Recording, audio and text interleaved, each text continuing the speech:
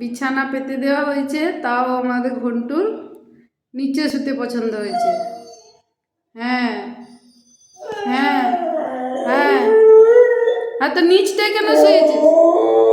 তো বিছানাটা যে আমি পেতে দিলাম ঠান্ডার জন্যে।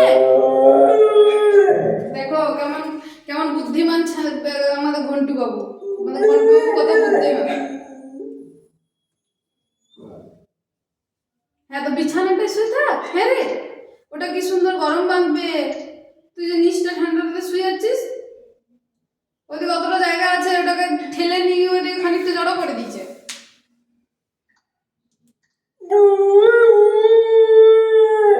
তোকে এত কথা বলতে হবে না, এখন রাতের বেলা ঘুমিয়ে যা। হ্যাঁ তো এখন গল্প করলে হবে? হ্যাঁ, আর সারাদিন তোর খোঁজ পাওয়া যাবে না, আর রাত হলে যত গল্প জুড়ে দিল। হ্যাঁ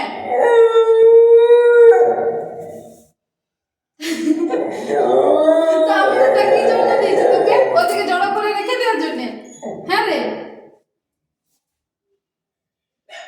কি পালাবো নাকি লাইট টাইট বন্ধ করে দিয়ে? তাহলে ঘুমাবে? তাহলে কিন্তু মুখ বন্ধ রাখতে হবে।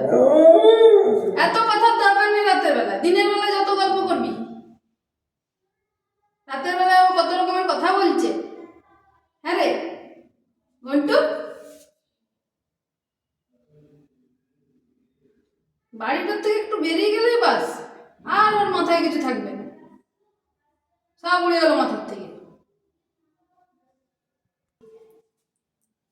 হ্যাঁ রে, সারাদিন তোর পাত্তা নেই, সন্ধ্যা হলে আসিস, সন্ধ্যা হলে ঘুমোতে আসিস, আর ঘুমানোর সময় যে যত গল্প শুরু হয়ে যাবে, মানে রাতে অন্য কেউ ঘুমোবে না, ওর গল্প শুনতে থাকুক নেই। আবার উঠলি কেন?